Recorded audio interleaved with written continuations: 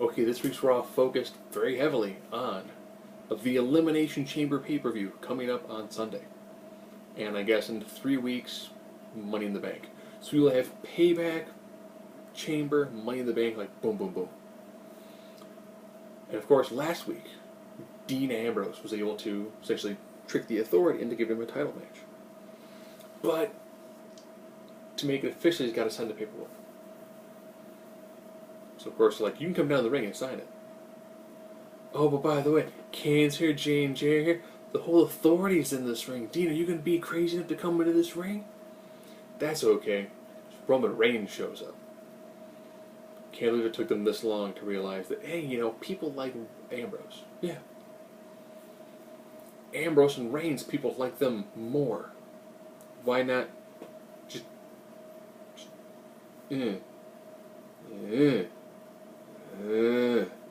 Hey, look, people are kind of booing Roman Reigns. Oh, look, but he's there to help Ambrose.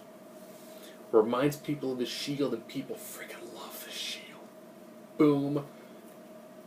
Done. Drop the mic, leave. So, of course, now the sides are kind of even. But Ambrose still can't make it in the ring to sign. But that's okay, because they make a tag team match. Do you bet Ambrose and Reigns take on the team of Kane and Rollins? They do. And Ambrose gets a fantastic, just like, what? Backslide? 1, 2, 3. And the look on Rollins' face, and he's like, I lost to a backslide? And Ambrose is like, oh, I won with a backslide? And Reigns is like, you do that on Sunday, you're champ, man. And they're just perfect. Those 3 guys together, main event. Give those guys like a year of like the title just hot potato in between all 3 of them, and you're done. It's a solid year, and it works. But he still signed that gosh darn contract. J&J mentioned they've got the contract and they can sign it. Nope. Then Dean inadvertently punches a cameraman, which gets him arrested because he assaulted an employee? Lo and behold, video on YouTube shows up. It shows Rollins pushing the cameraman. And all of a sudden, here we're at the finale, where it's like, oh no, if Ambrose doesn't sign the contract, he won't have the match. And I'm like, oh my god, he's not going to sign the contract. No, I know he's going to sign the contract.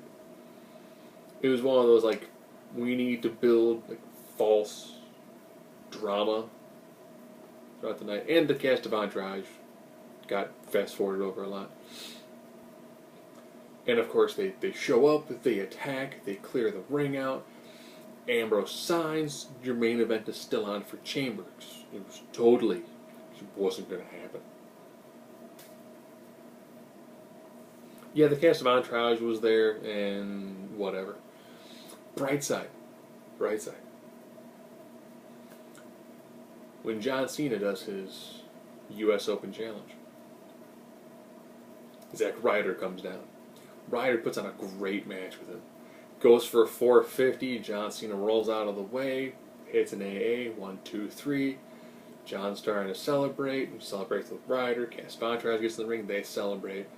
They leave. Ryder leaves. John Cena celebrating. Here comes Kevin Owens. Pop-up powerbomb. Just freaking kills him in the center of the ring. Build up for their match at Chamber, which is going to be awesome. Awesome. As long as they break from this bizarre tradition. It's like H goes, I have this awesome guy, monster heel. He's just going, the crowd loves him, he's huge, he's massive, he has that monster heel persona that we're totally missing. Okay. That's wrong. He should feud with Cena. Do you mean feud with Cena or be fed to Cena? It's the same thing.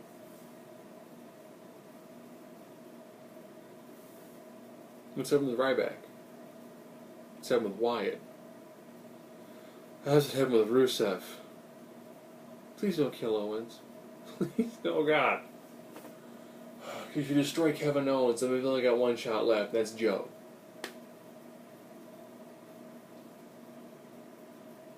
Somebody has to get one over on John Cena. Someone beyond Brock Lesnar and The Rock.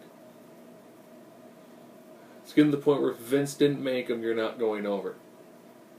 Sorry, kids. NXT is awesome, but it's Triple H's baby.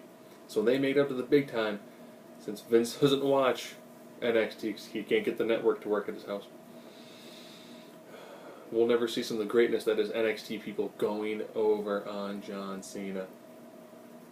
Hope we do with Owens. Owens freaking deserves it.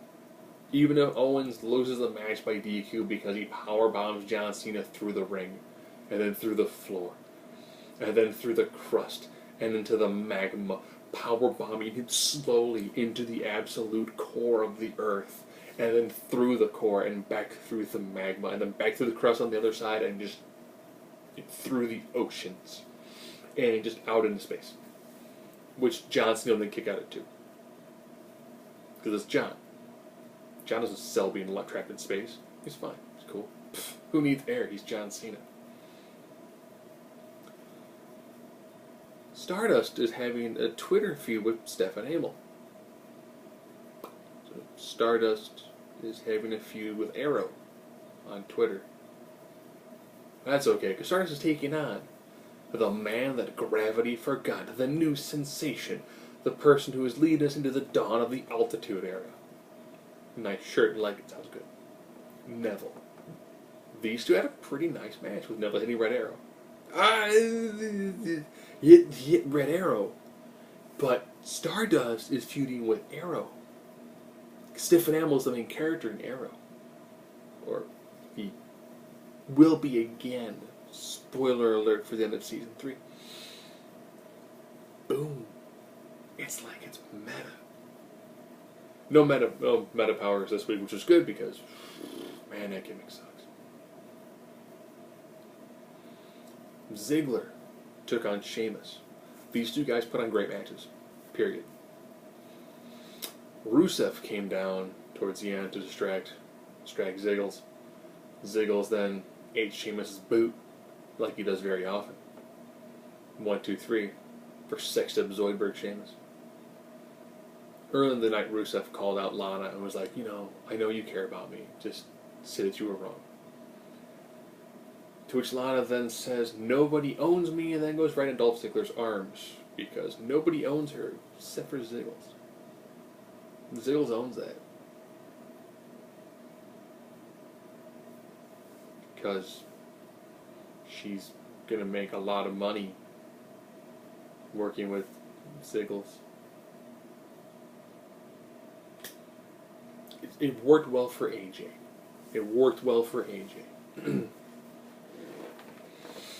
Ryback took on Barrett, and of course Barrett is King Barrett, so that means he has to lose like over half of his matches, unless it's against Neville.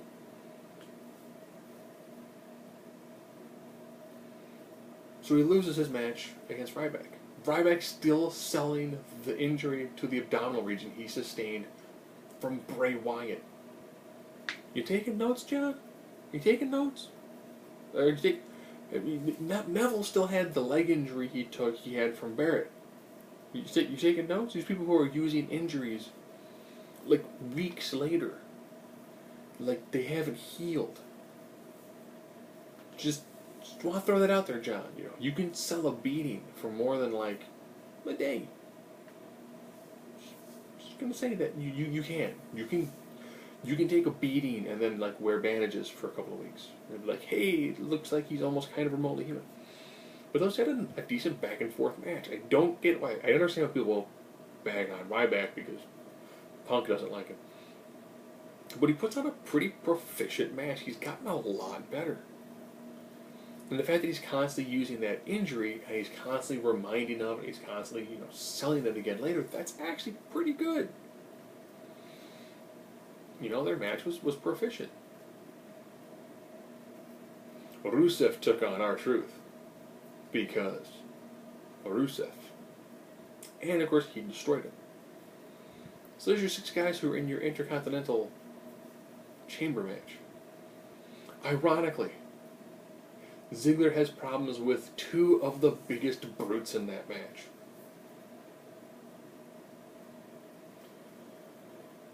The way Chambers designed, it would not surprise me to see Rusev lose another pay-per-view. So he'll be like, what, 5 in a row he would have lost? No. He beat John Cena for silver. It'll be four in a row that he'll lose. Also at Chamber, Neville is taking on Bo Dallas. Oh, that's gonna be so good. Oh, it's gonna be like awesome NXT all over again. Bo Dallas is gonna put in a great match with Neville. He's companion having with it. Neville's gonna get a pay-per-view win over Bo Dallas. Because that's what happens with Bo Dallas and Bray Wyatt. They're great characters who put people over. Yeah, it's gonna be awesome. The New Day got in the ring and complained about how hard it's going to be to defeat 5 other tag teams. I'm still wishing that in that match they actually would have picked the team of Rowan and Harper, because I want to see the two of them stuffed in a pod together. They picked all the smaller teams. Kane was like, you guys are belly aching? 10 on 3 handicap match. Which becomes a cluster, like right off the bat. Whoever would have thought having 10 guys take on 3 guys would lead to a DQ finish? Led to another ring clearer, which we've seen before. Hype up that match. Alright.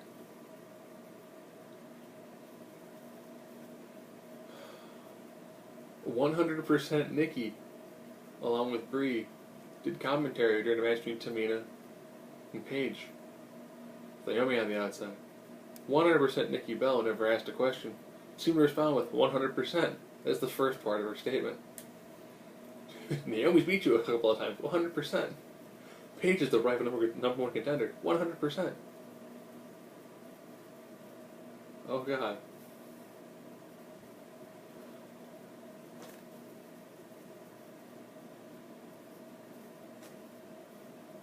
Paige loses because of Samoan drop. Yep. A move that every single Samoan does that normally does not lead to the finish is a finisher for Tamina. It's a little energy super kick for a finisher. Those had a nice match. It was good, and I was thinking, this match could use a little more time. Had they had trimmed the entourage crap, they probably could have got a little more out of that match. 100%. Do I picture Nikki losing to Paige or Naomi?